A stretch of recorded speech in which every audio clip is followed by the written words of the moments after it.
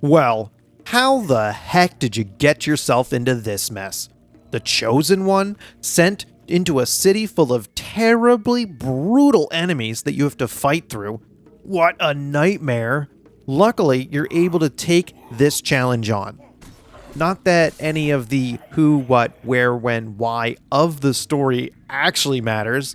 It's all secondary to the game's mechanics. Yet, they do have a lore section in a menu. But it's weak, and honestly, who cares? That's not why everyone is here watching this review. No, y'all are curious about what Elderborn borrows from Dark Souls. So, we'll start there. The most glaring example is that you're collecting souls. Oh, I'm sorry, I mean essence from dead enemies. Yes, it's the currency. Yes, you drop it when you die. That means it's the most critical part of the game. For those that don't know, you'll be dying and running back to collect the dropped essence a lot, and you'll want to obtain it to grow stronger. However, it only saves the amount from your last death, so if you drop a ton of essence and then die before picking it up again, you'll lose it all forever. That is very disappointing. Next, Elderborn has bonfires. Oh, wait, sorry, I mean pools of water that save your progress. Drinking from it once is to save, and drink from it again, then it will heal you. But it comes at the cost of respawning all the enemies. Now these checkpoints are carefully placed so that they don't take too long to get to the next one, which I appreciate.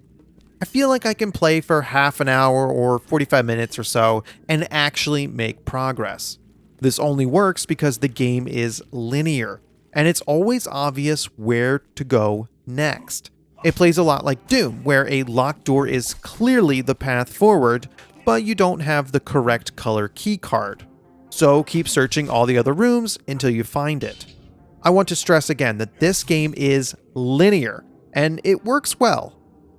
Because it's related, I need to mention here that the pools of water are also where you spend your essence for upgrades. Here's a look at the upgrade options. It's limited to only 3 skills: might, speed, and resilience. After you spend enough points, you can pick an enhancement in which there are 3 per skill. The game allows you to get everything though. I mean, that's the goal. In the first part, you pick one enhancement and then the other before you can get to the last one. Okay, back to the Dark Souls stuff. The combat. Not as slow-paced as Dark Souls, and Elderborn rewards being aggressive. Still, the weapons have weight behind them, and you can quickly die if you're not careful. Also, positioning is essential. There are some javelin bastards that are going to be striking you from afar, which very much reminds me of Dark Souls. But here they're a lot less deadly. I like the combat, and the game always feels dangerous. It's surprisingly good for the first-person viewpoint.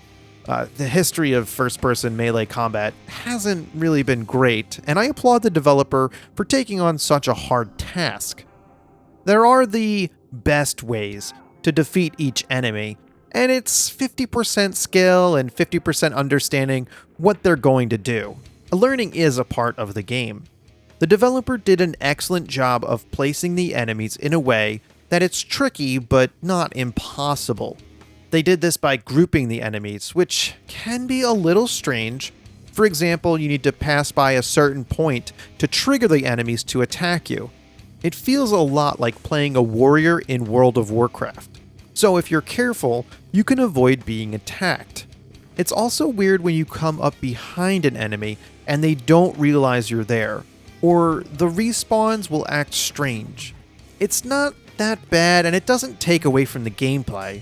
It's just that sometimes you'll be in a situation where the enemies aren't doing what you expect. There's also a decent variety of enemies, and they all attack differently. The key is when the game mixes and matches them into different combinations to give you a hard time. Or fun time, depending on how you look at it. Having a shield guy and a couple of javelin boys can be tricky, especially when they're at different heights in the level. The last Dark Souls mechanic is the flask, but in Elderborn it's a syringe. It has 3 charges. Sometimes I'm actually a little confused how it works. You can see the uses under the health bar. So it's an unknown why they don't fully refill when you visit a pool, and I'm going to leave this mystery unsolved. Let me know in the comments, but it works similar to the flask. Anyway, your weapon choices are straightforward. Each has a regular attack, an attack you charge up that hits harder, and a block. The starting sword is basic and gets the job done. The next weapon you pick up is a hammer. It hits hard and swings slow. Also, I swear it slows down your speed. The other weird aspect is when you're blocking, you can't see around it, but I can't tell if that means it's blocking more or that I should just be annoyed I can't see the screen. To give you a complete picture, the third weapon you get is guitars, which are faster but are weak. Sorry for the slight spoiler, but if you successfully block an attack, you go into a slow motion, and then your next attack is a critical hit. So there are play choices, and each weapon excels in certain situations. I like to use the hammer against the enemies that jump attack because it knocks them sideways and cancels the attack. Side note, because rock music is a focus, I'm gonna let you listen to some right now. Here.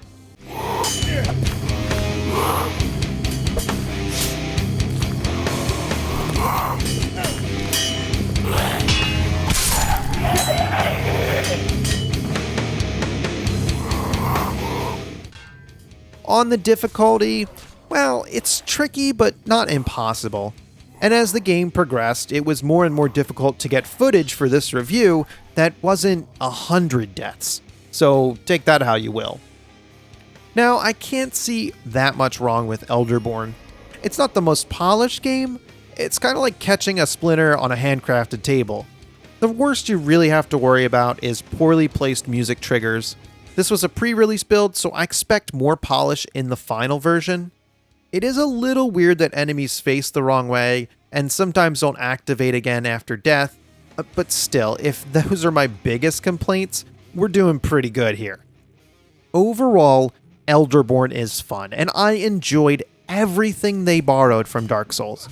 Is it a problem they use so much? Nah. ELDERBORN is clearly its own thing.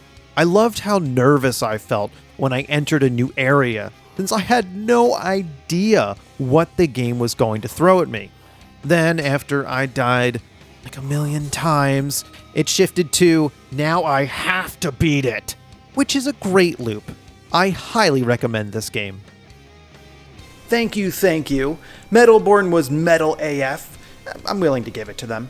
But you know what? What should I play next? Thanks for watching. You can hit subscribe now.